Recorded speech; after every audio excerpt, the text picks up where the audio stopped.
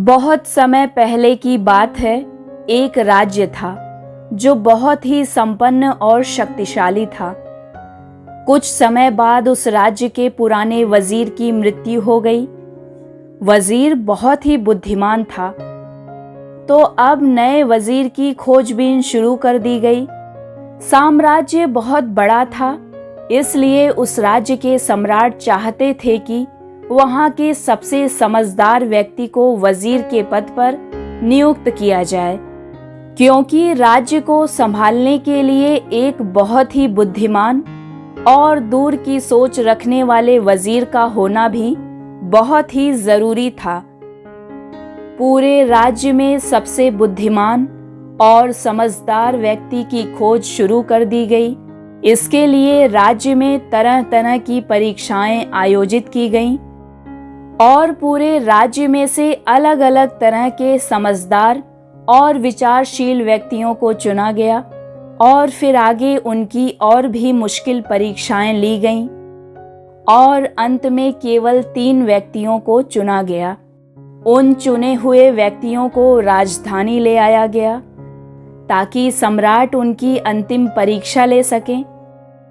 राजधानी में लाने के बाद उन तीनों को राजमहल में एक साथ एक कमरे में ठहरने की व्यवस्था की गई और सम्राट के द्वारा पूरे राज्य में ये घोषणा करवा दी गई कि कल सम्राट द्वारा इनकी अंतिम परीक्षा ली जाएगी और जो भी उस परीक्षा में पास होगा उसे ही राज्य का वजीर घोषित किया जाएगा।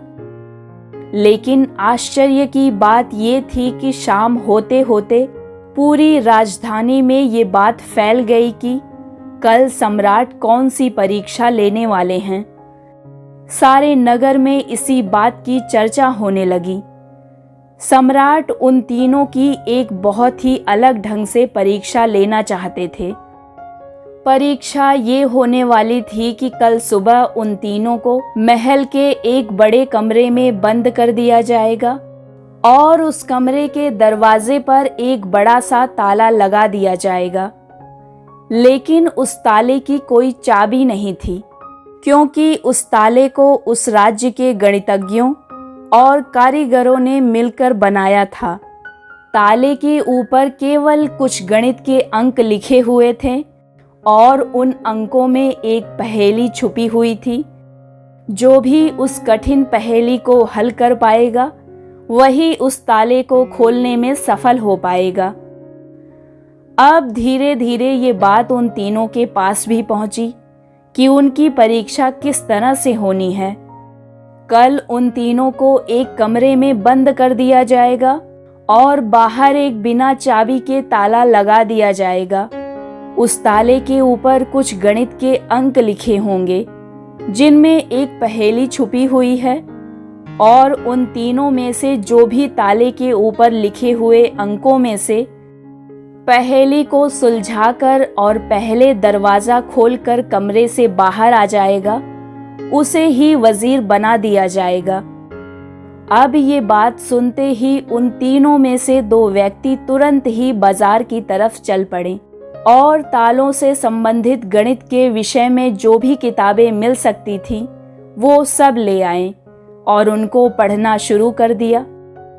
लेकिन उनमें से जो तीसरा आदमी था वो सबसे अलग था।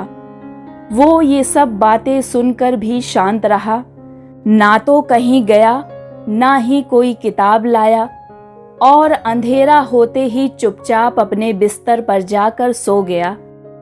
उसके साथ आए हुए बाकी दोनों व्यक्तियों ने सोचा शायद परीक्षा से डर गया है और इसने परीक्षा में ना बैठने का फैसला कर लिया है, या शायद इसे भरोसा नहीं है कि सम्राट इसी तरह से हमारी परीक्षा लेंगे। लेकिन फिर भी उन्होंने कोई भी मौका छोड़ना ठीक नहीं समझा, क्योंकि ये मौका पूरी जिंदगी में सिर्फ एक बार मिलने वाला था। वो रात भर किताबें पढ़ते रहें। तालों के विज्ञान से संबंधित जो भी किताबें उन्हें मिली वो सब उन्होंने पढ़ लिया।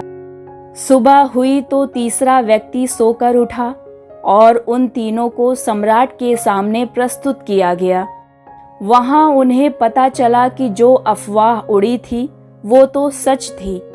उन तीनों को एक बड़े से कमरे के अंदर बंद कर दिया गया और उसके बाहर एक ताला लगा दिया गया जिसके ऊपर कुछ गणित के अंक लिखे हुए थे। सम्राट ने कहा, तुम तीनों में से जो भी इन अंकों में छुपे पहेली को हल कर लेगा वही दरवाज़ा खोल पाएगा, और जो दरवाज़ा खोलकर सबसे पहले मेरे पास आएगा मैं उसे अपना वज़ीर बना लूँगा। मैं तुम तीनों का बाहर ही इंतज़ार करूँगा। और इतना कहकर सम्राट तो वहाँ से चले गए। सम्राट के वहाँ से जाने के बाद उन दो व्यक्तियों ने, जिन्होंने रात भर पढ़ाई की थी, अपने कपड़ों में कुछ किताबें छिपा कर लाए थे। दरवाज़ा बंद होते ही उन्होंने उन किताबों को बाहर निकाला और ताले पर लिखे नंबरों को एक कागज़ पर लिखकर उनका हल खोजना शुरू कर दिया। लेकिन तीसरा व्यक्ति शांत था, उसने कुछ नहीं किया। वो अपनी आंखें बंद करके कमरे के एक कोने में शांति से बैठ गया। उसे बैठा देख वो दोनों हंसने लगे और बोले, क्यों, हार मान गए क्या? कुछ करो तभी तो ये ताला खोल पाओगे। उन्हें लगा जैसे उसने हार मान ली है। वो डर गया है और अब वो कुछ भी प्रयास नहीं करना चाहता। लेकिन उसका मन एकदम शांत था। उसकी आंखों से स्थिरता झलक रही थी। वो बिल्कुल भी परेशान नहीं लग रहा था। थोड़ी देर तक वो इसी तरह बैठा रहा। फिर अचानक उसने कुछ सोचा और उठकर दरवाजे के पास आया और धीरे से दरवाजे को धक्का दिया। दरवाज़ा खुल गया और वो कमरे से बाहर चला गया। लेकिन बाकी दोनों व्यक्ति अपनी किताबों में लगातार पहेली का हल ढूंढते रहे। उन्हें पता भी नहीं चला कि वो तीसरा व्यक्ति कमरे से बाहर जा चुका है। जब सम्राट उस तीसरे व्यक्ति को लेकर अंदर आए तब उन्हें पता चला कि वो इस कमरे से बाहर चला गया है। सम्राट बोले, बंद करो ये अपनी किताबें।